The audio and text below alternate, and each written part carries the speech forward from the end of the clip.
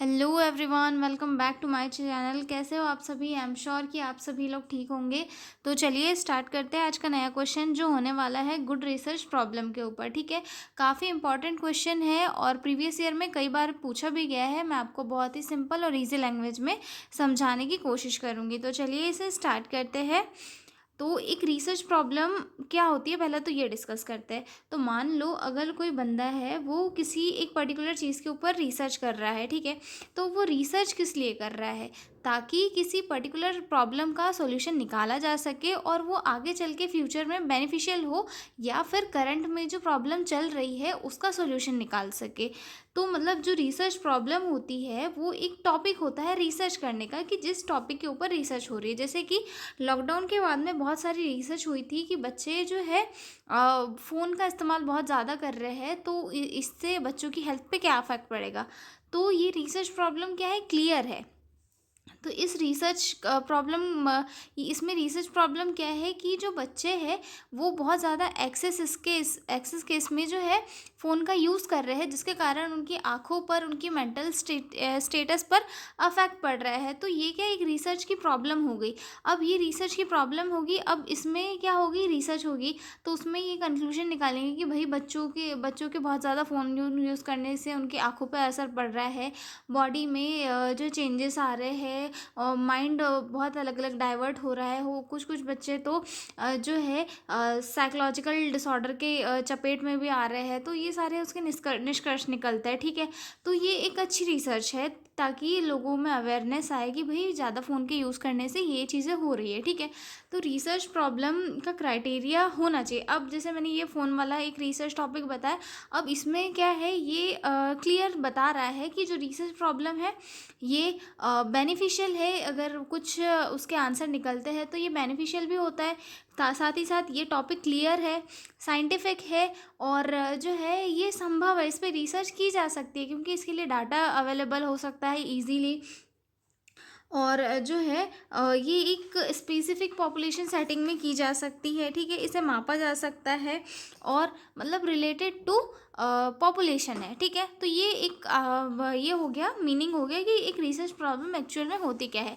अब हम डिस्कस करेंगे कि क्राइटेरिया क्या क्या होता है एक गुड रिसर्च प्रॉब्लम का। ठीक है, a good research problem is the foundation of any successful research. It must be clear, researchable, scientific and feasible. Here are some points which should include in a good research problem. कुछ point है, मैंने यहाँ पे mind map के form में लिखा हुआ है, criteria for a good research problem. सबसे फर्स्ट आता है इसमें क्लैरिटी होनी चाहिए प्रॉब्लम में। सेकंड आता है रिसर्चेबिलिटी होनी चाहिए उसमें। देन थर्ड आता है फिजिबिलिटी होनी चाहिए। देन इथिकल कंसिडरेशन होनी चाहिए, सिग्निफिकेंस होना चाहिए, नॉवल्टी और ओरिजिनलिटी होनी चाहिए। Then relevance to nursing, nursing से रिलेटेड होनी चाहिए। मेजरेबिलिटी होनी चाहिए, यानी कि उसे मापा जा सके। और उसके बाद स्पेसिफिक पॉपुलेशन एंड सेटिंग में की जानी चाहिए। ठीक है, फर्स्ट पॉइंट आता है क्लियरिटी।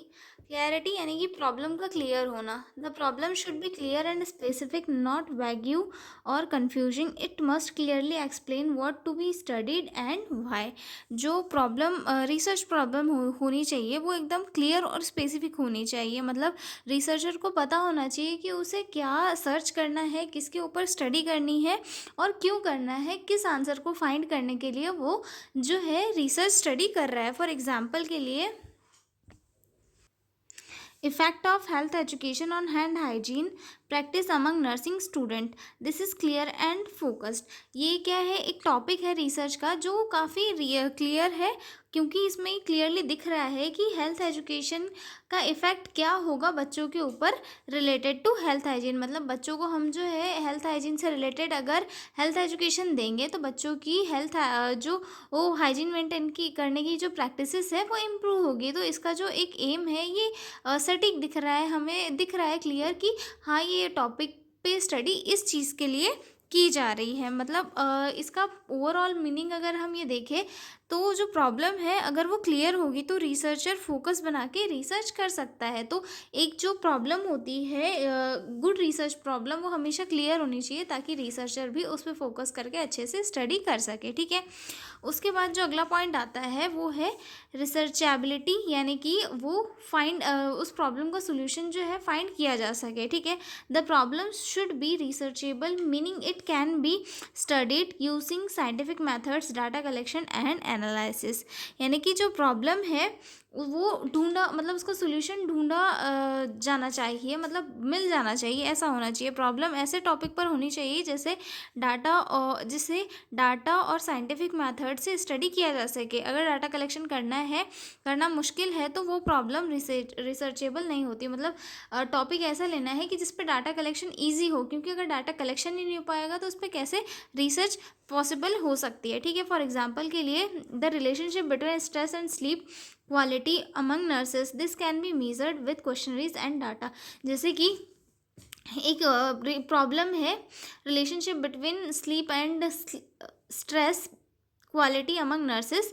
अब इसमें जो है हम क्वेश्चनरीज की मदद से जो है डाटा कलेक्ट कर सकते हैं, नर्सेस से पूछ सकते हैं कि आपको क्या क्या दिक्कतें होती है, कैसा कैसा क्या होता है, सारी चीज़ें हम क्वेश्चनरीज या फिर रेटिंग स्केल के थ्रू जो है डाटा कलेक्ट कर सकते हैं। लेकिन अगर कोई ऐसी प्रॉब्लम है जिसमें हम क्वेश्चनरीज या फिर साइंटिफिक मेथड्स का यूज़ करके डाटा कलेक्शन नहीं कर सकते, तो वो प्रॉब्लम क्या हो जाएगी, एक सही प्रॉब्लम नहीं बन पाएगी, क्योंकि सही प्रॉब्लम वही होती है जिसमें जो ढूंढी जा सके, जिसके आंसर फाइंड आउट किए जा सके, ठीक है। अगला पॉइंट आता है हमारा फिजिबिलिटी। मतलब कि संभव होना, कि जो रिसर्च है उस पर्टिकुलर टॉपिक पे वो संभव हो सके।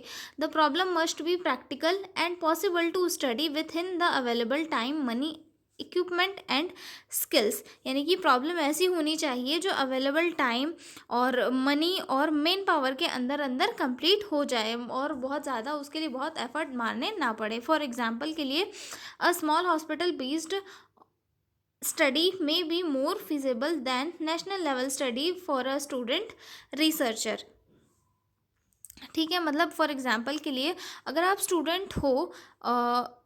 आप स्टूडेंट रिसर्चर हो तो एक हॉस्पिटल बेस्ड छोटी सी स्टडी आपके लिए पॉसिबल हो सकती है, लेकिन अगर आप जो नेशनल वाइड स्टडी करना चाहते हो तो ये आपके लिए इम्पॉसिबल है, ठीक है। तो मतलब जो स्टडी है वो किसी भी पर्सन के लिए संभव होना चाहिए, क्योंकि उसके पास सोर्सेस होना चाहिए कि वो प्रॉपर तरीके से रिसर्च कर पाए, ठीक है। अब उसके बाद जो अगला पॉइंट आता है इथिकल कंसिडरेशन। जो प्रॉब्लम है वो नैतिक होनी चाहिए, ठीक है।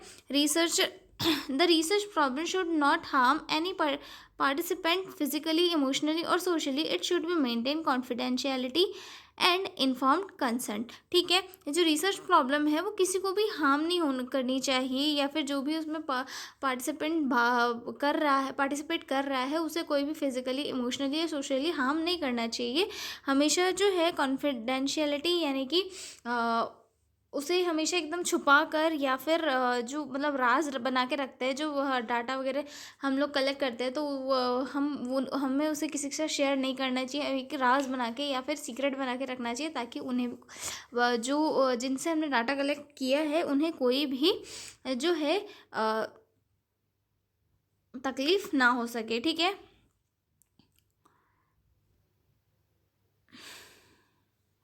फॉर एग्जाम्पल के लिए research on patient must ensure privacy and dignity. मतलब कि अगर हम किसी पेशेंट के ऊपर स्टडी कर रहे हैं तो हमें उसका जो डाटा है, उसकी इन्फॉर्मेशन, उसे प्राइवेट रखना है, उसे किसी को बताकर जो है उसके बारे में फैलाना नहीं है, क्योंकि हो सकता है इससे पेशेंट को हार्म हो सके, ठीक है।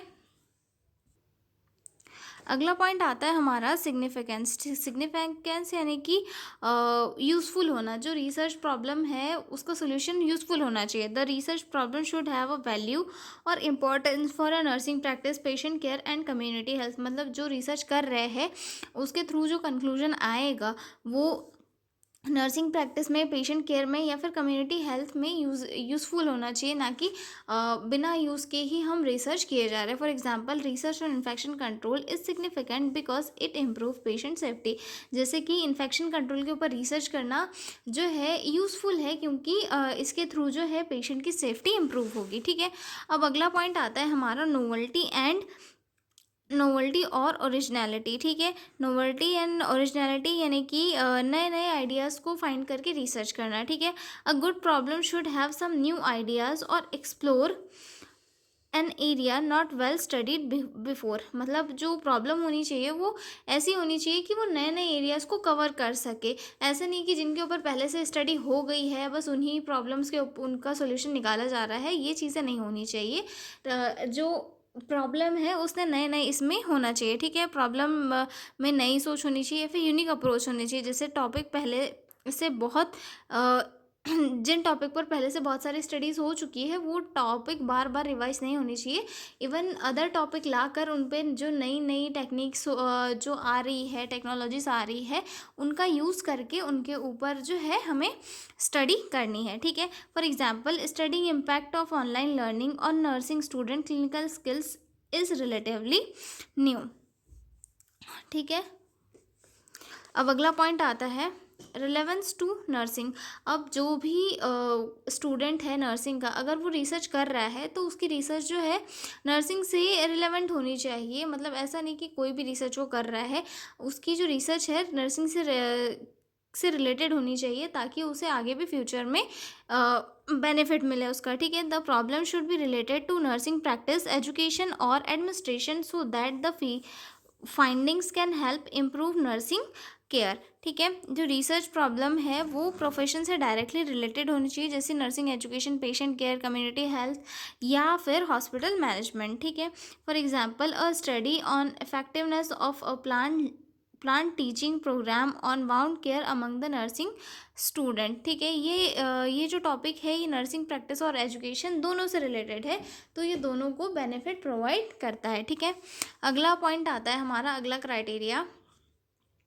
अगला पॉइंट आता है हमारा specific population and setting. The population should define who population and where setting the study will focus on. जो प्रॉब्लम है, प्रॉब्लम में ये पर्टिकुलर शो करना चाहिए कि जो स्टडी करनी है वो हमें किस सेटिंग में, मतलब किस एरिया में करनी है और कौन सी पॉपुलेशन के बीच में करनी है। यानी कि बच्चों के बीच में करनी है, बड़ों के बीच में करनी है, मदर के बीच में करनी है या फिर वुमन के बीच में करनी है, ये पर्टिकुलर उसे दिखाना चाहिए। फॉर एग्जाम्पल के लिए, knowledge regarding breast feeding among postnatal mothers in XYZ hospital.